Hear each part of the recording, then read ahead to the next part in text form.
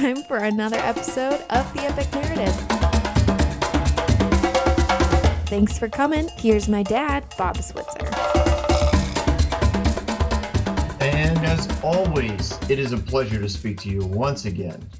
And honestly, you guys are awesome, and I love that you guys listen on such a regular basis. And for those of you that are binging it, but a lot of the bingers binge it on a regular basis, like they see a weekend where they're going to be able to do a bunch of yard work, and they're like, I'm going to listen to the Epic Narrative, and they'll listen to 5 or 6 episodes at a time. So I just appreciate all the listeners. I really, really do. I love doing this. I truly do, and I would love to do it even bigger. So feel free to pass this on to other people. I do know if you're with me, your willingness to entertain the idea of God being good all through time is awesome. I also know for those who won't entertain that concept, they get really upset. They get really upset because they really want God to be angry and mean and punish the bad guys. It goes on and on. All right, enough about that. Here we go. We're in Genesis chapter 3. This verse 6 is when most people seem to start the Bible story. Creation almost becomes like this prelim. Like, well, it's like the prologue's at the end, right? Preface. It's like the preface to a book. Like, I didn't read the preface. I started around on chapter 1. That's kind of what people do a lot of times with the Bible. They sit here and they start with when woman saw that the fruit of the tree was good for food and pleasing to the eye and also desirable for gaining wisdom. She took some and ate it. And she also gave some to her husband who was with her, and he ate it. And their eyes of both of them were open. They realized they were naked. So they sewed fig leaves together and made coverings for themselves. Those are the 2 verses that most people start with, because that's the part that they identify with. They identify themselves as sinners. They identify themselves as people in need of a savior, rather than identifying themselves as what they were created to be, beings of light and love, and identify themselves as children of God, who is also light and love. They don't, yeah.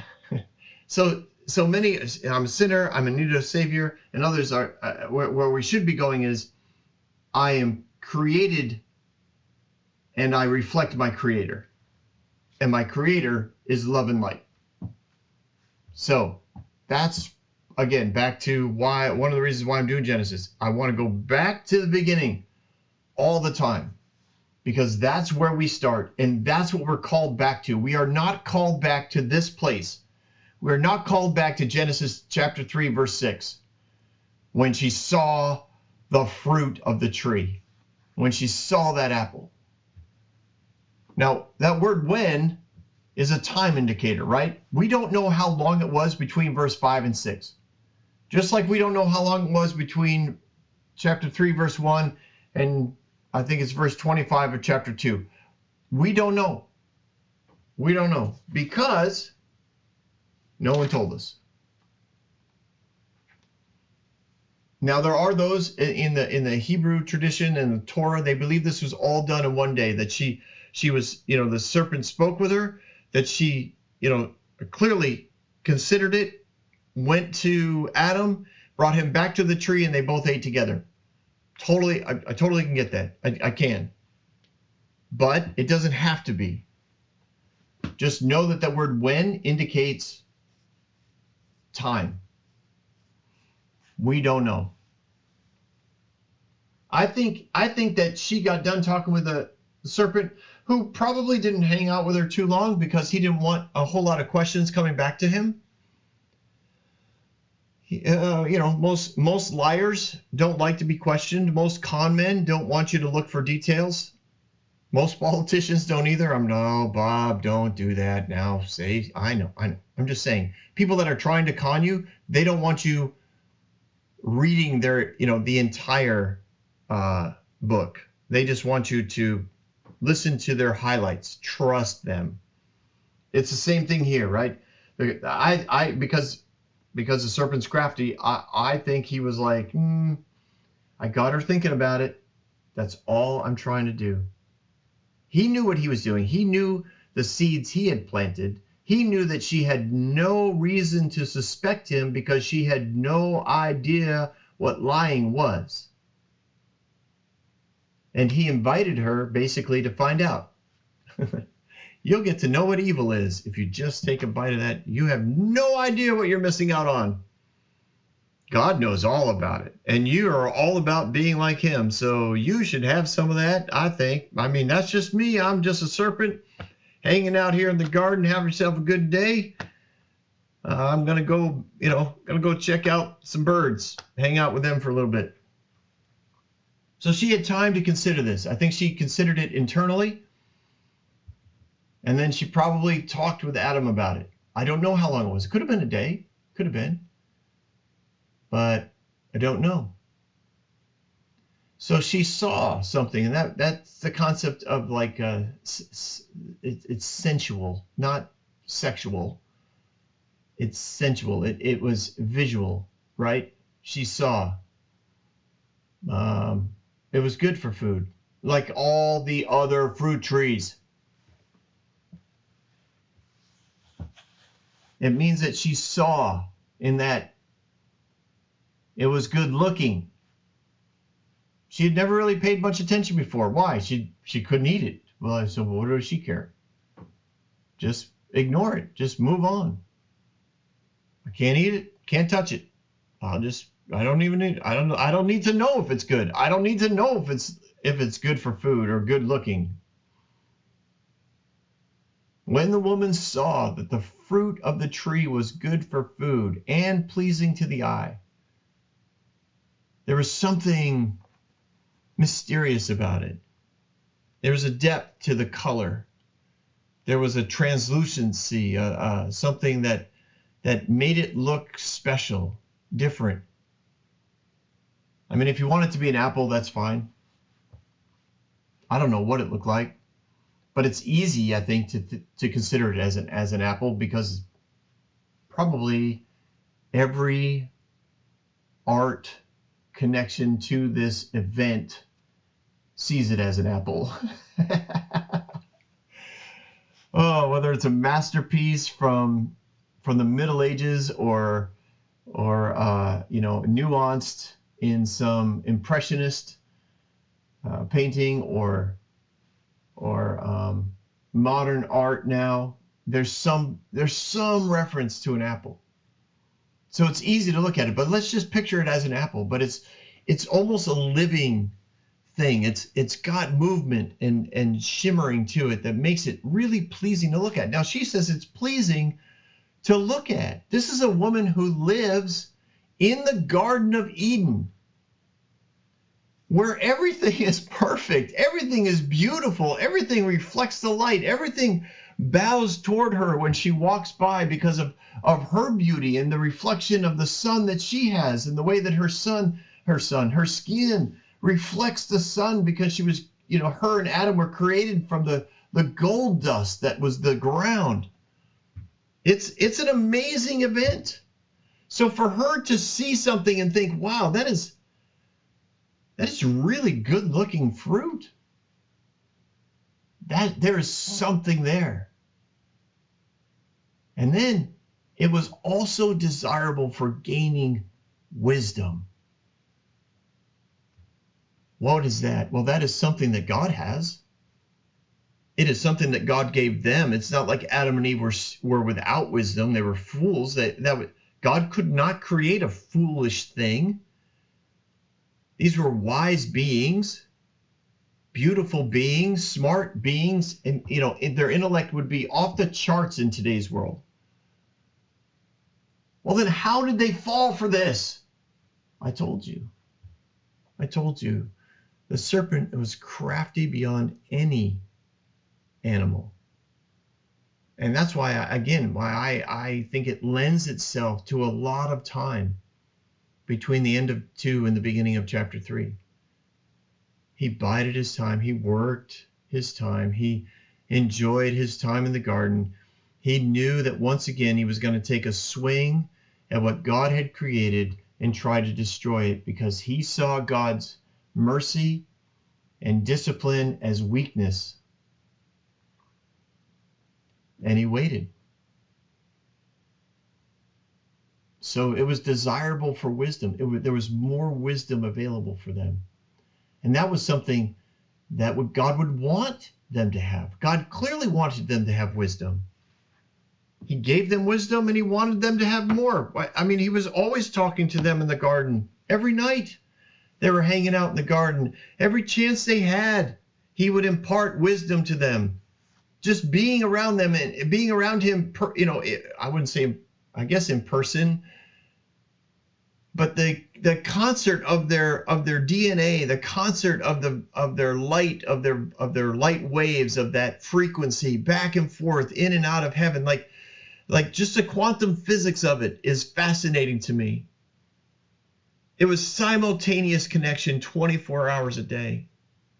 What a beautiful thing. So they knew wisdom. So the fact that it was desirable for wisdom, there was nothing that would make them think, well, this is clearly not something God wants us to have. Outside of the fact that God said, don't eat it. But they didn't know. They didn't know what it would do. And they probably had no idea of what death was. So they thought, well, maybe we should find out. And that's why, I think there's more than a day. I think they talked about this. But sometimes I think, well, maybe they didn't talk. Maybe if they had talked more about it, they would have decided maybe not a good idea. Maybe we should wait for God to walk in the garden with us tonight and ask him about it. But they didn't think that way because they didn't think of deception. They weren't suspicious. They just went for it. So I kind of agree with both of my ideas, that maybe there was time and maybe it was only a day. But that word when is a time indicator, but again, it doesn't necessarily give us a long time or a short time. It just means there was some time. Now, the fact that she ate it and gave some to her husband, like this is who was with her. Now, he's not mentioned in the early conversation between her and the serpent. So that's why I think that there's at least a little bit of time while she floated through the garden and maybe attended a few other things and then went to see Adam and said, I'm considering eating from the tree of the knowledge of good and evil. I was talking to the serpent, who is very wise and just an amazing being and so beautiful. And he seems to suggest that if we ate from the tree of the knowledge of good and evil, we would be even more like God, because he knows what good and evil is, and we don't know what evil is. We only know goodness. And so how bad could evil be? I mean, it's just another depth of understanding to be more like God. And I think he kind of has a point, and he's never lied to us before, whatever that is. And Adam's like, yeah, let me come with you. So she went, and they're standing there, and she's like, look at it. I mean, honestly, look, I don't think I've ever looked at the fruit like this before. It's beautiful. Wow. And I think it's actually like perfectly ripe. And it's almost like a living thing. Yeah, but no, I agree with you. I agree with you, sweetheart. It is beautiful. But, God, did they even consider that God had said not to? I think they probably did. But clearly they decided he didn't mean it, or what he meant was don't eat it today, and now that it's 1,000 years later, I guess we can eat it now. But all those thoughts that they're entertaining to disobey God were not thoughts that they had ever been introduced to, because they only knew goodness and they only knew love. Now, I know that, little children learn to lie, and I've never met a parent who taught them how to lie. Like, I'm not saying parents didn't lie to their children, but somewhere in there, a child is like, I'm not going to tell my parents what I did. I'm going to tell them I did something else. So I don't know. I do know that they had the freedom to make this choice. That as good as God had made it for them in the garden, and the fact that they had only been exposed to love and light and beauty and all of God's character, he did not withhold from them the ability to choose something else. Because freedom is it is highly valued by love. And God is love. Freedom is highly, it is, as Jesus said, it is for freedom, that he came, that he gave his life. It is for freedom. It is for life. It is for love. For who he set free is free indeed. In other words, they're not confined. They are not confined by anything, including God. So many religious-minded people, and unfortunately, that same spirit of control, that same religious mindset is also straight out of the political mindset. It's all about, like, listen, I'm right. If I'm right, then people should be forced to do what I tell them because I know what's best for them. And there's a lot of pastors that operate churches like that. There's a lot of ministries that operate out of that mindset. The visionary, the person in leadership, is so passionate about how good it would be if everyone just agreed with them, or at least was forced to do what they say. They're passionate. I look at, I've been around a long time. I've seen a lot of political battles. And I used to think that everyone that I didn't agree with was out to get me. But over time, I've learned, like, they are just so passionate about what they believe, and they truly, truly believe that what they're trying to force me to do through law is what they truly believe would be best for me. Now, often it's like triply best for them, beneficial for them, but they believe they deserve that, and that they've earned that because they're right. And it gets really, really nasty. It gets nasty and ugly. And religion does too. Politics does too. It's the way it is. I don't even know why. What part, Bob? I know. Engineer. Where am I? I don't even know what happened to me. Oh my gosh. Oh, yeah. I don't know if they knew what a lie was, but I knew God didn't withhold from them the freedom to make that choice. That's where I was. Freedom is really, really important to love. And it says that she took it and ate it and gave some to her husband. And this is like simultaneous. He did the same thing she did. And it had to be almost simultaneous. Now, they didn't eat it because they needed it, right? There was no need for them to eat. Eating food of any kind, whether it was plants, animals, fruit, it didn't matter. It was all done for pleasure. It was just pure pleasure. They did not need any of it. They did not get fat. They could combine things, and if it didn't taste good, like, it didn't matter. It was just whatever. It was all done for pleasure. So the fact that they took it was because they believed it to be something that would be pleasurable for them. Not because they were suddenly starving to death and decided to try something new. And it had to be almost simultaneous because of the way that it's written here. It's like they took it and ate it. And she gave, her husband who was with her, he gave it to her.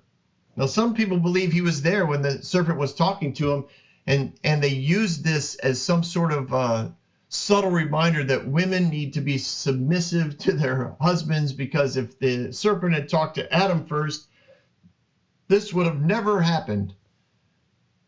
Okay, I cannot, I just don't believe that. All right, there is nothing in all of creation, which is where our identity comes from, that indicates that the female is in any less valuable or seen in any lower form as far as God is concerned. There is just nothing there, and there's nothing throughout history that indicates that. As a matter of fact, if you actually read secular history, there is indication of a historian coming out of the biblical age, right? About 100 years after Christ has died, in which he says wherever Christianity showed up, the lot of women, the perception of women actually was elevated.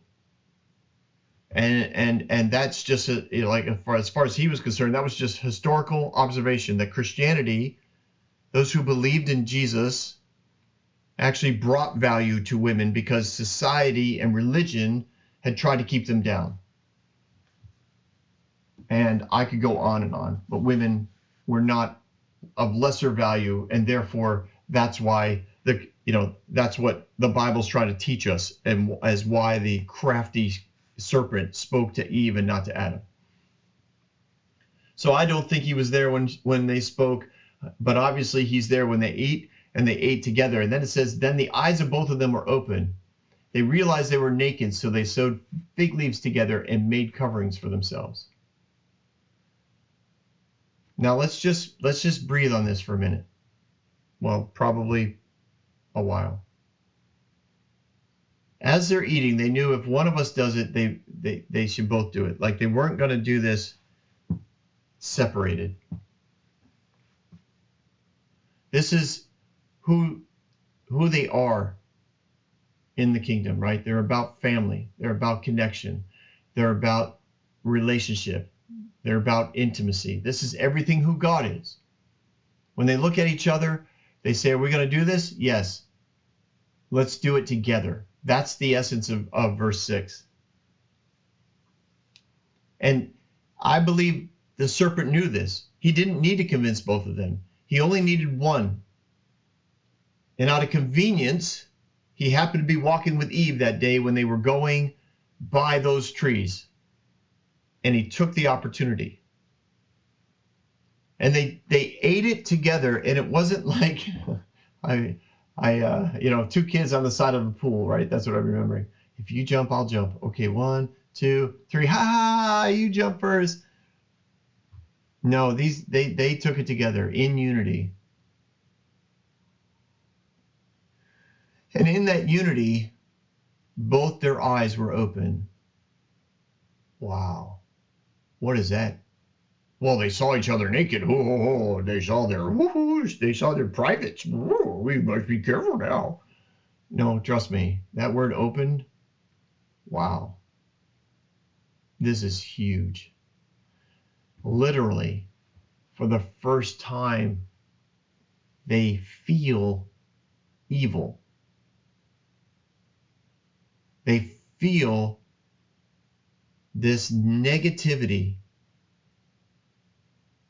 They literally have thoughts that they've never had before. Never had thoughts of ever lying to one another. Never thought of ever hurting something. Never thought of being deceptive in any way. And now their mind is flooded with these things that not only they've never thought of before, but they literally hate them. Like I picture them just grabbing their head, wanting what they now know to disappear. The shock going through their mind and heart at this time. I don't think there's ever been in the history of the world two people who wanted to vomit more than Adam and Eve in this moment. They wanted to throw up what they had just eaten, because everything it had introduced to them, they hated. They hated what it had done to them. They hated what it had taken from them. They realized in that moment that there was no wisdom in understanding evil.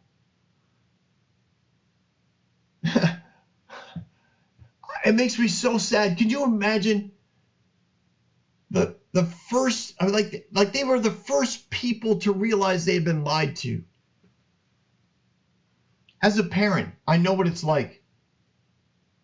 I know what it's like when a child lies to you, and you know they're lying, and it's a big deal. And you think to yourself, am I gonna just pretend that I don't know? But I'm sorry, that's a parenting thing. But in that moment of like, wow, they're lying. They're lying. I know they're lying. They're lying straight to my face. What do they think I am? A fool? But these, Adam and Eve, are getting that sense for the first time. See, my children have lied to me, not all the time, but okay, maybe once I'm sure it was more than once, but I grew up in a world in which I knew lying was possible. I grew up in a world in which I had lied to my parents. I hope my mom's not listening. No, she knows. My mom knows. My mom's pretty awesome, by the way. But I knew I had lied. I knew that, even when we birthed these beautiful, beautiful children, brought them into our home, I knew somewhere in the back of my mind, as I'm rocking them to sleep, holding them in my arms, I thought, somewhere, but there's a good chance they may not tell me the truth sometimes. There's a good chance that they may do things that they know I don't want them to do, and I may never know about it. Now, I think I know about most of the stuff because they're all older now and have wives and husbands and have their own children, and so stories come out when we're all together, and I think I know all the stuff they tried to get away with, but at least I had some concept in the world I was living in that this is possible. Adam and Eve had no idea until that moment that the serpent had lied to them. The trauma of a selfish thought. They had lived together and loved one another, and I believe created many children, but had never had a thought of selfishness when they were together. They were always about love, always, the what is love? What is love? What is love? Baby, don't hurt. Oh, sorry. That's probably a horrible song. I don't know why I started that one. But love always has the other person's best interest in mind. So that's how they knew to operate. They always knew to constantly be doing things for the other person's best interest. For the first time, they had a thought of, I need to look out for myself. Imagine that. Imagine the trauma of that. That this person I'm looking at, whom I love, might not have my best interest in mind when they do something. I got to keep an eye on them. I have to learn to trust them. Oh my goodness! The intensity of learning to trust when you've never had to worry about it. The person that you love, the person that you sleep with. For the first time, he's looking at Eve and she's looking at Adam going, I don't know. I suddenly don't know for sure. Because I have a thought that I've never had before, that person that I'm looking at might not be trustworthy. And that add to that, right? Right out of that comes that concept of doubt. For the first time, doubt. Do you have any idea how powerful doubt is? I've seen people literally living life without any desire to move forward because they doubt themselves. They doubt the goodness of God. They doubt the provision. They doubt their ability to do it right. For the first time, Adam's looking around at him, and for the first time he says, what if God isn't good? What if we're not doing it right? What if we fail? What if, oh my goodness, doubt and rejection? They never had a thought of rejection before. They were always accepted, always loved. Now they think, oh my gosh, what have we done? God might destroy us. He may never talk to us again. And that leads to like sadness. They never felt sad before. Why? They never had to. They were never disappointed. They were never a disappointment. Right? That was where they came from, out of creation. God is never disappointed in his creation. He never looks at his creation and goes, wow, you could have done so much better. They lived there. They never doubted God's goodness. They never felt sadness.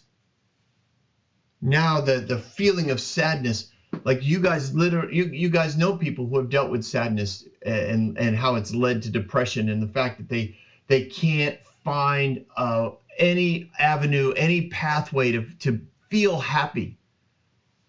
I'm not saying that Adam and Eve were there. I'm just saying for the first time they felt that on-ramp, that sadness hit them. They felt that fear. You know they felt fear. They sat there and was like, oh my gosh, God's going to show up. What are we going to do? What are we going to do? What if he sees us? What if he sees us like this? What?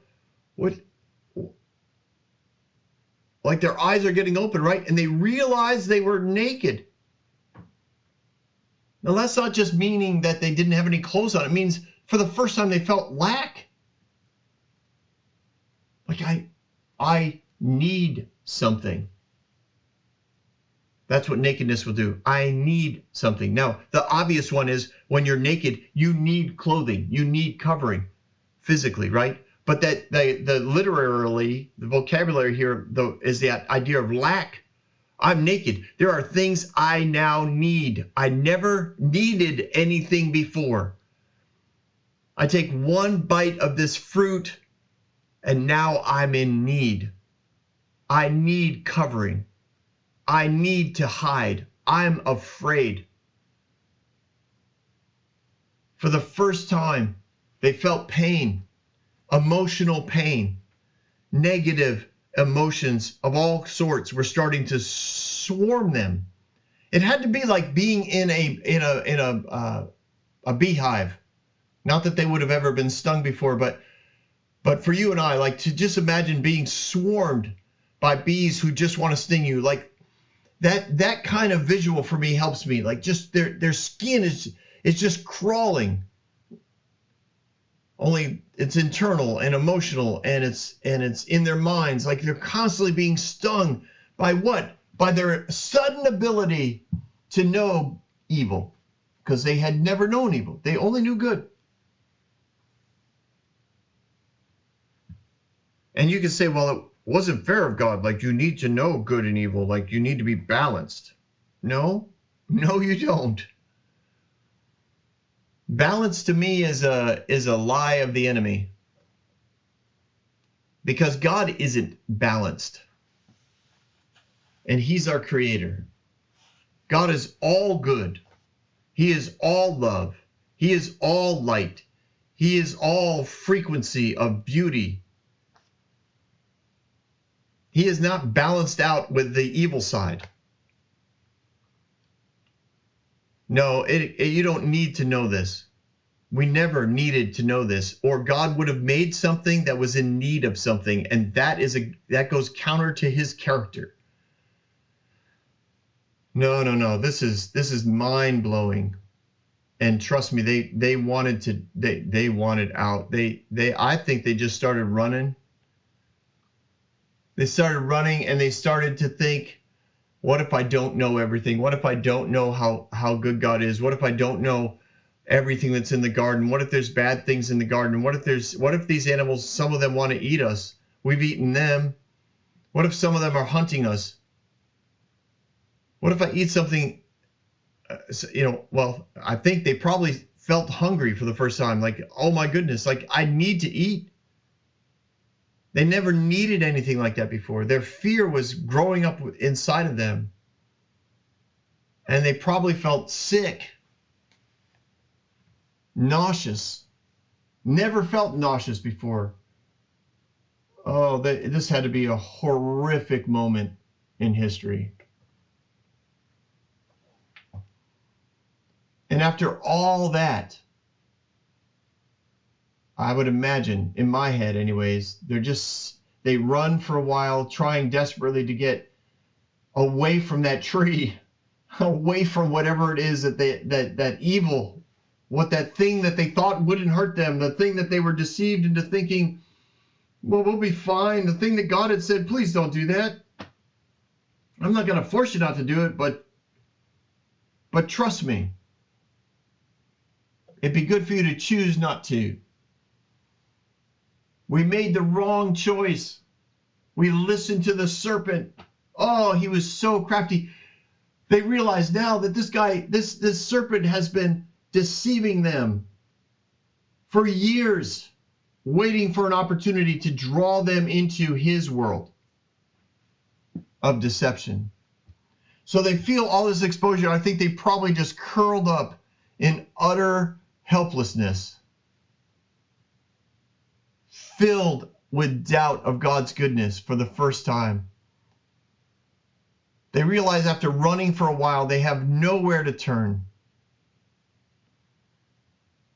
And they probably ended up in the beautiful grasses that used to literally like bend. Oops, sorry. I just hit the mic again. They used to bend toward them as they walked by.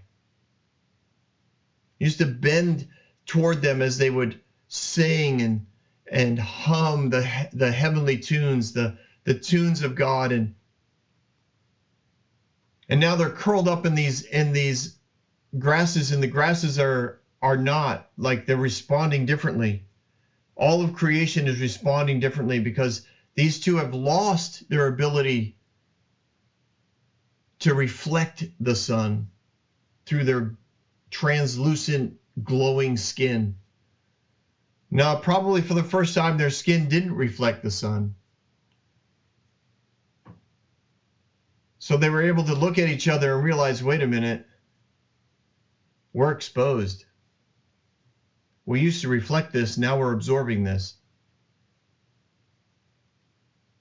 Yeah, it had to be a terrible, terrible moment or moments. Nowhere to turn, nowhere to hide, no idea really where they were. They had no idea that they could ever do something selfish, let alone be selfish. They had no idea that they could be separated from each other. Like, I think the frequency, the music that they used to sing in harmony between each other and God, like that rhythm, that frequency had left. Not that God took it away, but understand that evil did. They opened themselves up to the thief who kills, steals, and destroys. This is the rhythm of evil. This is the rhythm of the enemy. So all that they lost was taken by the enemy, not withheld by God. I think they probably were hugging each other because for the first time in their lives, in their 1,000-year together, in their millennial together, they had for the first time they had a concept that they could possibly be separated from each other, even though they had spent days maybe separated from each other in the garden, just doing gardening things and exploring and all of that. They never felt out of tune with one another. They never felt separated from each other. And now for the first time, they felt like they could be separated. I think they were probably hugging each other and crying devastated by what they had done, overwhelmed by the negative emotions and the evil knowledge that they now had. And then for the first time, they felt like they could be separated from their Creator. Now, they weren't. They weren't, and we'll get into that next week. But for the first time, they felt that way. And after all that they're bouncing up against and all that they're in turmoil about, the one thing that they felt like they could do, the one now problem, they never had a problem before. The one problem that they could fix was they could cover up their nakedness. They could keep themselves from being exposed to the sun. So they sewed together some fig leaves and made coverings for themselves. This is amazing. This whole scene is breathtakingly horrible. The trauma and tragedy that occurred because of the fact that they had no concept of being lied to, no concept of evil. And the enemy knew that.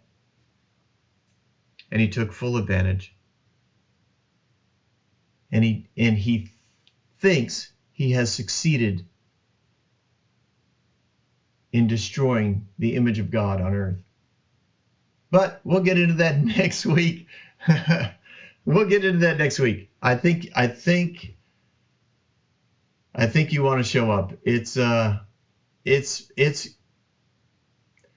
I believe what we'll talk about is very different than what a lot of us have been taught regarding God's arrival in the garden. So until next week, this is Bob signing off from the Epic Narrative. Don't leave just yet. We've got Bob Thoughts. Well, welcome to Bob Thoughts. Now that this last episode, I wanted to spend a little bit more time on the freedom aspect of love, because so many people in the name of love lock people down, and especially when it comes to again, from my experience, it's usually in ministry.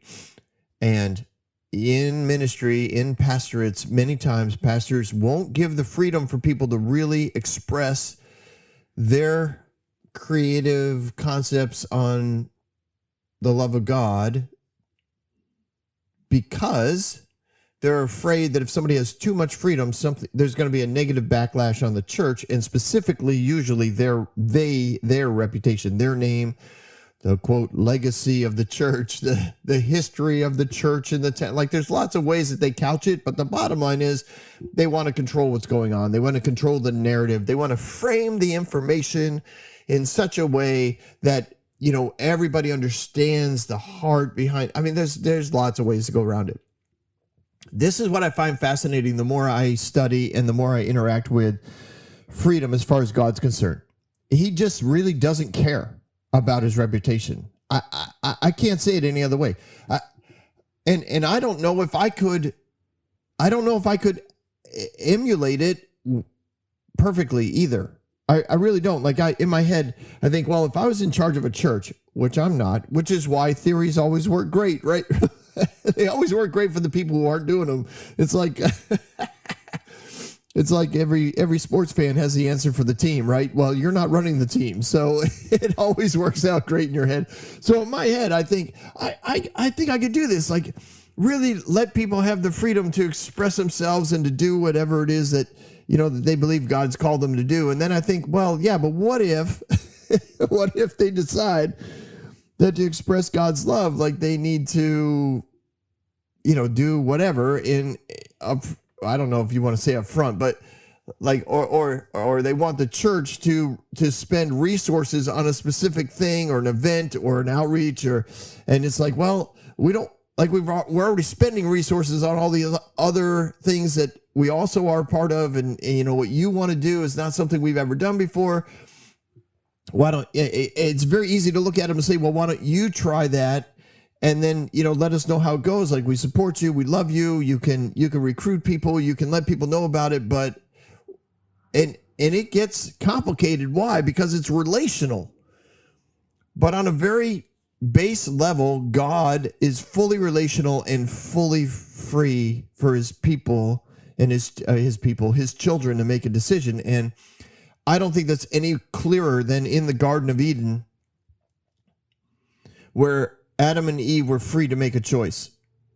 And I understand that there are a lot of people who say, well, love, it can't be love if you don't have a choice. And there's absolute truth to that. Because if there's not freedom, then there can't be love. And then you can say, well, what about my kids? Do they get to do whatever they want because I love them? See, that's where other things get involved, right? Because some would say, well, I love this person, therefore I'm free to do what I want with them. And it's like, no, that's not the aspect of love, right? Love is selfless. It never seeks its own. It's never offensive. It doesn't hurt anyone. It always looks out for the other person's best interest. See, sometimes people look at freedom and they forget that there's boundaries of love that channel that freedom for the full expression and destiny and identity of the person that is there. And that goes all the way back to the beginning of what we were created from. We were created out of the beginning, this place of joy and light and peace and love. And anything that isn't that then becomes a non-loving act. And so at some level you can say, well, see, now you have rules. Now you're not giving freedom. And yeah, that's quite the quandary, isn't it? But this is what I know. Adam and Eve were able to make a choice, and God didn't stop them. And if you think that's confusing, wait until the next week's episode. That is one of my favorite episodes. One of my favorite episodes next week is there, honestly, because it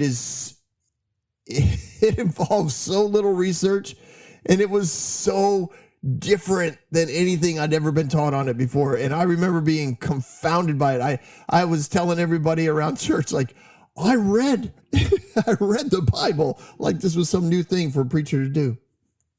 Anyways, I hope you enjoyed this week's episode. I think you're really going to like next week's episode. And, where am I? That's a good question. I am sitting in my truck. We are at a campground currently in Georgia. We had a great time here. This was kind of our shakedown cruise for the RV. We were staying with friends, family along our way down here, and we had not ever actually used our RV. It was pretty funny. I think we dragged it almost 1,400 miles before we actually opened it up to use it. We had been in and out of it a number of times, but not ever slept in it, didn't shower in it, never ran water in it. So we did all of that this week.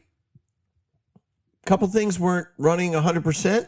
We got them running 100%. Had a repair guy come out, fix, I put up quotations, fix our refrigerator. What we discovered after about 45 minutes of it running and not breaking, he was driving off, literally driving off, and the alarm went off. Like, it's not working. It's getting too hot. So Lori ran, I called him. He backs his trailer all the way back up, and he goes in, and he when he goes to clip his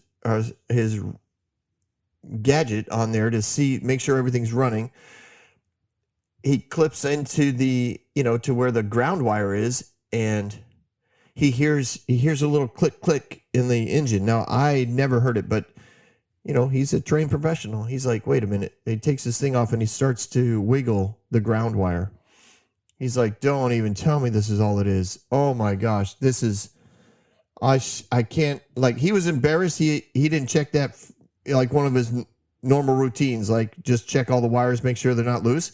he didn't check the ground wire. He checked all the connections to make sure they weren't loose, make sure that they, he checked them, make sure they weren't corroded, all that stuff.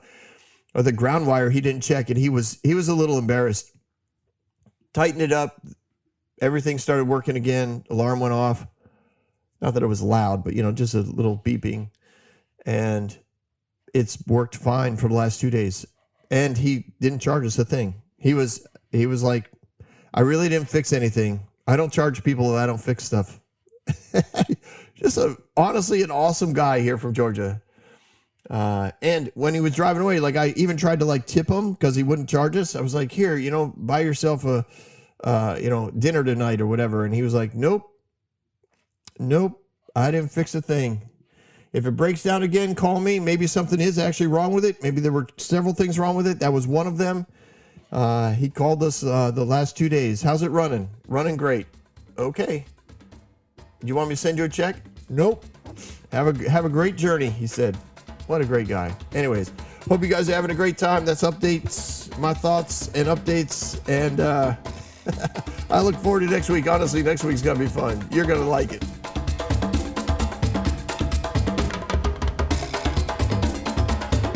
Hey everyone, thanks for listening. If you like what you heard, you can subscribe to this podcast on any platform you use.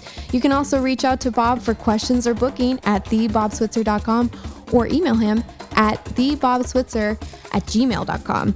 See you next week, guys.